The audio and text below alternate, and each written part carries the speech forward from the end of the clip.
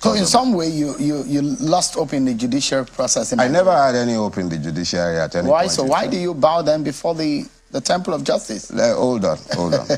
It is one thing to read law to earn a living, to read law so that you also know what the law says, or to read law in the delusion that you might get justice out of a judicial system that is not designed to deliver justice. So, a lawyer coming out of this system is nominated by those who are given the powers of nomination for judicial offices.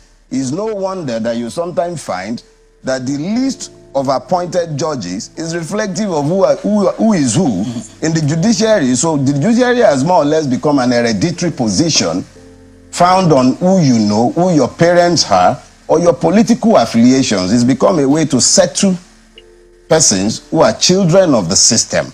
And the man's name happens to be Bukachua, so might as well attribute it to him. The woman, the Honorable Justice Bukachua, had denied. She can deny anything she cares to deny, as much as she cares to deny it. But when I'm sat in this country and I am seeing obscene, bizarre decisions of courts that have no bearing on common sense, and it is normalized as coming from hallowed chambers, and I'm supposed to find some level of explanation so that I might rationalize the insanity that has become normal in my space. I wasn't in any way, shape, or form surprised by Mr. Festus Okoye's vituperations in your chambers. Would you call it vituperations? They are vituperations because they have his own explanation. No, they are vituperations. Vituperations are essentially outflows that do not flow from common sense. And that is what the gentleman did in your chambers. Dele Farotimi is on another level, my brothers and sisters. This is it. You know the problem? We've had too many brand exports that the APC has been shipping out of this country. People like Festus Keyamo, Femi Fani-Kayode, and a couple of other guys, right? And then you would agree with me that these guys have not been selling Nigeria right. The impression that these people outside have about Nigeria is from the purview of this senior bucket of fake news and all that. For someone like Dele Farotimi, this guy should be speaking for Nigeria. And of course, the truth is Nigeria must work for people like this to speak. This interview I go to watch blew my mind. Broke it down to bits and pieces, explained it, talked about the chances of Peter Obi at the court, talked about INEC, talked about response to INEC response on EU, talked about INEC's review of the process. I talked about several things that I think all of you should watch and share. The truth is, just see this video, listen to it. At least it gives you the balanced understanding of what's happening, where we are going, what the chances are, and also helps to give you the kind of weapon that you can use to respond to this idiot who are on social media trying to claim that nothing will happen. Of course, Dele doesn't hide the fact that though he's a lawyer, doesn't trust Judiciary. But of course, there is an end to this process, and there is something that can hook the big fish. So watch this video and share this. You let it go round as possible. Let's keep sharing content that helps to give Nigerians more information at their disposal, so you don't allow these fake news peddlers like Keyamo and Kayode to be the one using their Twitter to be sharing nonsense. And again, Dele is the man. Dele is the man. So in some way, you lost hope in the judicial process. I never had any hope in the judiciary at any point. Why? So why do you bow then before the temple of justice? Hold on. It is one thing to read law to earn a living, to read law so that you also know what the law says, or to read law in the delusion that you might get justice out of a judicial system that is not designed to deliver justice. So I'm not suggesting that there aren't instances where you can extract justice out of the system. You would have episodic periods when justice will be delivered, either because the judex himself has a conscience, or because you were fortunate to have all the evidence stacked in your favor and impossible for anyone to twist the outcome. But the reality is that the judiciary is hardly the last hope of the common man in our country. We must be bold enough to tell ourselves this truth. How bad are things? Horrible. Our judiciary is no different from our custom or our police or any other part of the Nigerian state.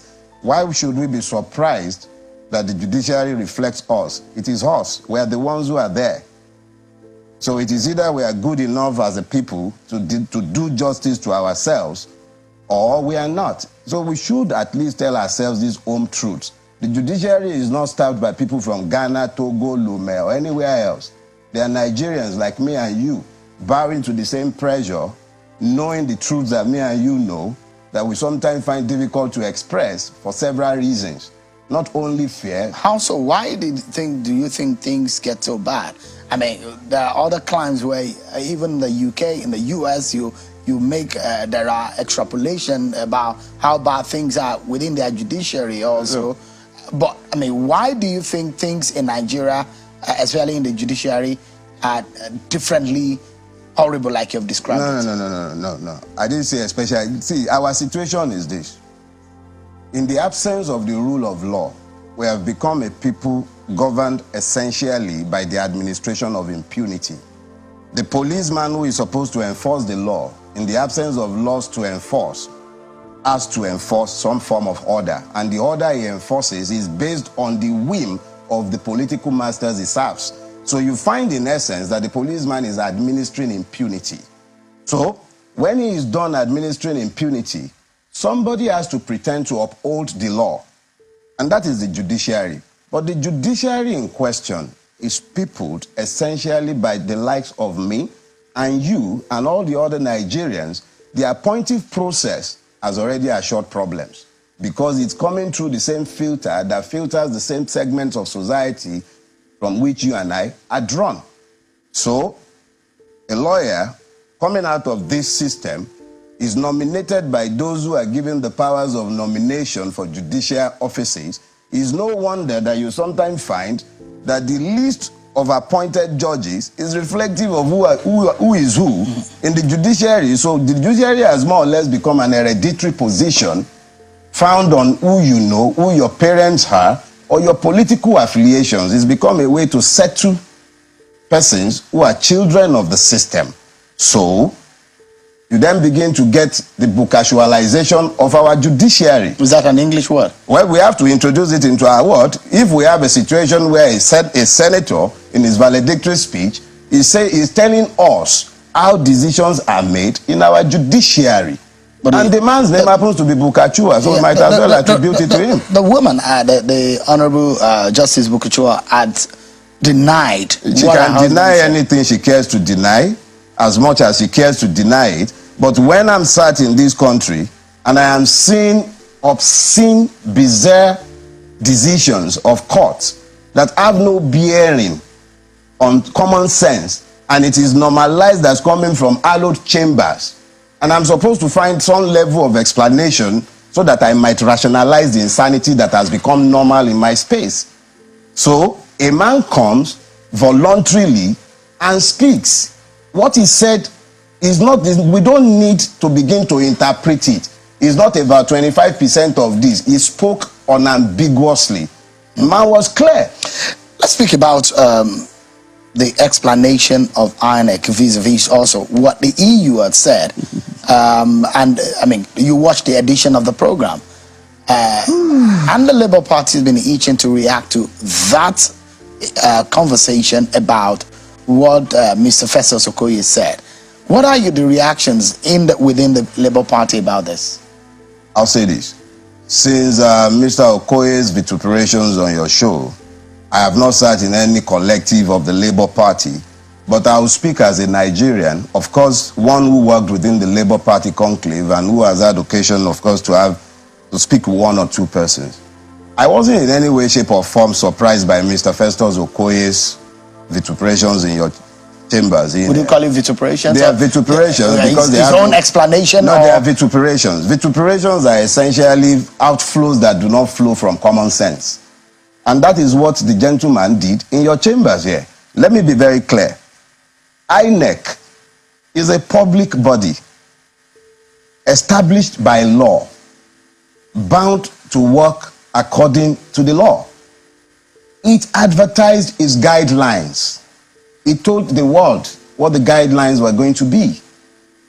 The taste of the pudding is in the eating. The reality is that for a long time, the electoral processes had been abandoned by Nigerians because they lack trust and confidence in the process. So the advertisement of Beavers, the IRF and everything, they were quite vociferous in explaining to Nigerians and reassuring us of what would happen with the system.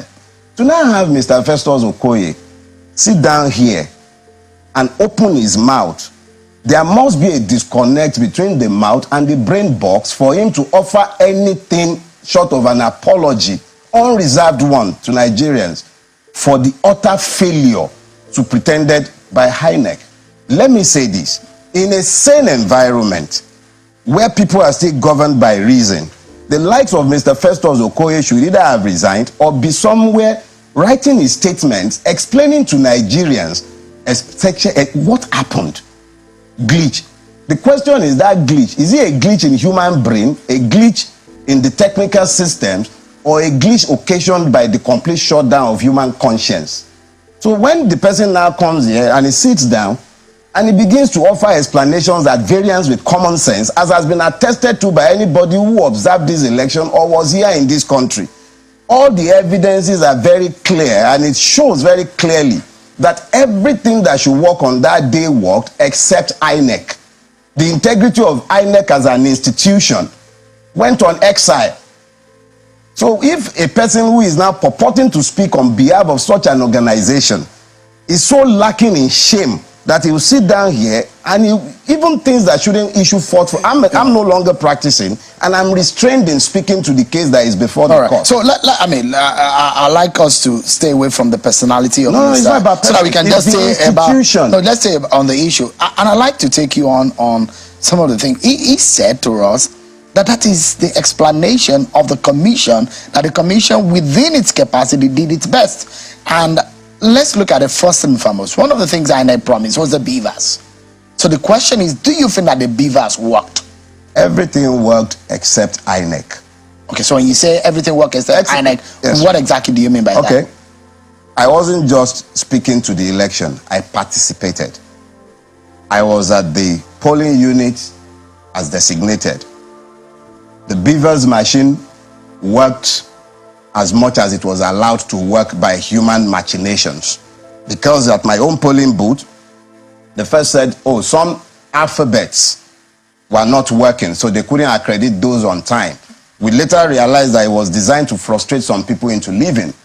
But people were determined to vote, so they waited. Eventually, in my place, they allowed the beavers machine to accredit those they had earlier left out.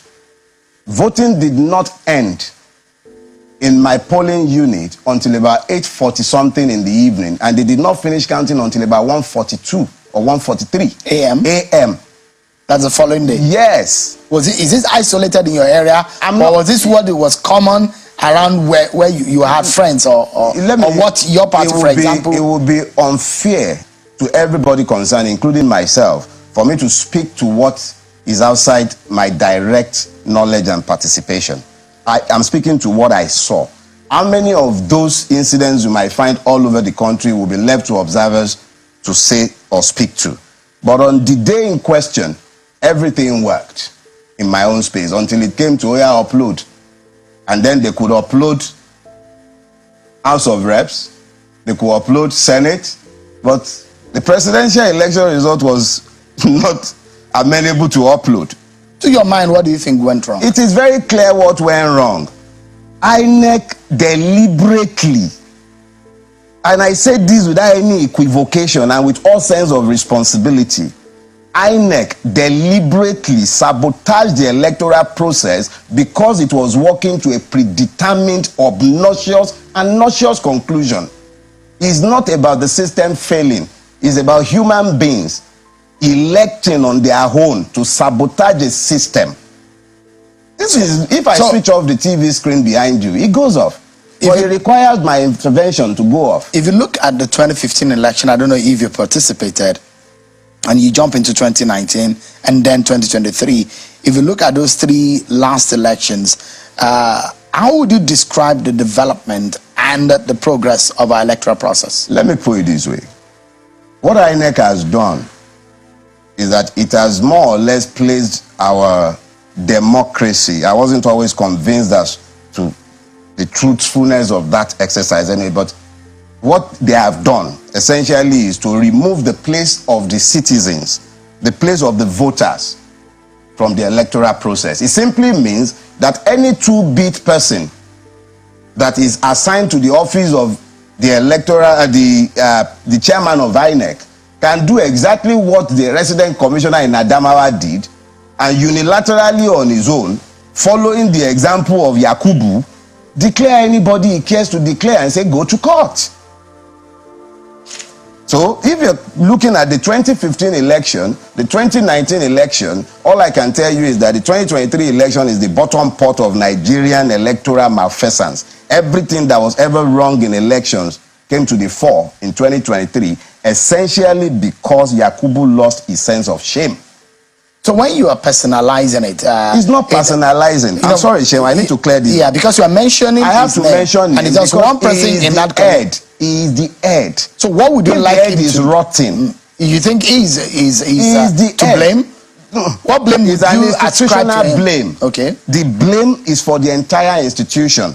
I dealt with INEC in Lagos on behalf of the Obi campaign. It was my brief to pick up the election material for the petition. I know the level of stonewalling, and I made sure to write officially at the time to let them know. I know the amount of stonewalling, deliberate stonewalling and delays that we encountered from the wreck in Lagos, and everybody concerned with giving us electoral material that we had paid for. We had to bring copiers from outside, from Rank Xerox, to come to INEC, to come and make photocopies. It was that bad. They stonewalled us every step of the way. So if I'm saying Yakubu, I'm only speaking about Yakubu as a type, not as a person. He is a type, but he is the one who sits at the head of the organization. So you think the 2023 outing of is the worst ever? So, but how then do you think the election was rigged or was manipulated, or how would you describe it? Put it this way. If we're speaking to the participation of Nigerians, their involvement in the process, you cannot fault Nigerians. Across the political divides, we might have our differences, we had our arguments, but the beauty of democracy is that when you vote and somebody emerges in a clear and credible process, you applaud. And then you go away, you go prepare for the next election, expecting and hoping that you'll be able to persuade the people by showing how bad the policies of the people who have won might have been, so that they will vote for you the next time. But in a situation where you see the level of brigandage that were evidenced, especially on March 18, not just the 25th now, the level of violence, intimidation, complete takeover of the city space by criminal elements, ably abetted by agents of state. These are outside of the roles of INEC, isn't it? Let me put it this way. If INEC, as an institution, is examined, and then you look outside, you don't look beyond INEC, you'll first of all be having a distorted picture. Is a system. INEC is only a part of that system. The judiciary is a part of that system. The police is a part of that system. It's a systemic failure. But we are dealing specifically with INEC. And that's why you may, and as you have pointed out, say, okay, what about INEC? Point is, INEC, it was the principal failure on the day. Every other one was tangential. Mr. Farotimi, you look at it, your party, the Labour Party, has presently about 34 seats in the House of Reps. If you say the process is flawed, how did you achieve that? I'll tell you. If you recall, when I was explaining what happened on the day, I said when it came to uploading the House of Reps, it worked okay, right? When it came to uploading the House of the Senate, it worked all right. But the presidential election upload was deliberately sabotaged. Those were my words. So that does not in any way, shape or form contradict the position. So you look at it again and say, IREV is what you see as a major problem. Promise made by INEC? No. See, what in what sense? Because the upload of result is about the IREV. No. Which INEC itself, they said they had a glitch. The glitch is what was difficult to explain right here. Look, whether it was human glitch or a mechanical glitch, it was a difficult one to explain. So, The Americans have this funny thing they say. They say if a waddles like a duck, if it quacks like a duck, it's most likely a duck. You tell me you have a technical glitch. I'm something of a Luddite. I can hardly find my way around my phone. But I do know that if I have a glitch of any sort, there are digital footprints that any techie person would be able to analyze and tell to the world exactly what the case might have been. So the question I'd like to ask you is that if uploading is what really worried, it's not uploading that worries me. So I'm asking, from the evidence that you have, because there are copies of the result at every polling unit. Yeah. What are you learning about what you have on your hands manually, aside what is supposed to be technically uploaded or transmitted? What we know as a fact is that Yakubu cannot rationally explain to anybody in the world how he arrived at the result that he announced, because what we have is at variance with what they are even busy uploading in most cases, even though they have not even finished uploading up until today.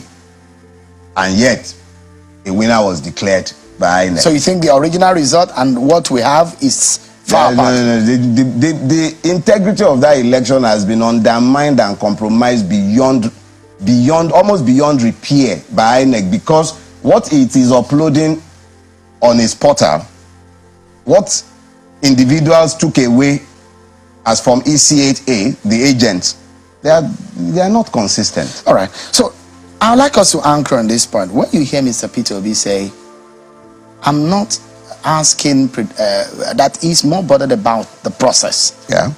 Is it that he's lost hope in winning at the tribunal? Or what exactly does this mean? I think there is what is a way forward from this point? Thank you. There is a misunderstanding when Mr. Obi says that, and I would explain. When he says that he's focused on the process, what he's explaining is that the process itself, if it is flawed, fundamentally flawed, open to manipulation, not transparent, what it has produced cannot be said to be good. So let's deal with that process, look at how it has affected the outcome. If the process is deemed to be bad, the product is obviously not going to be acceptable.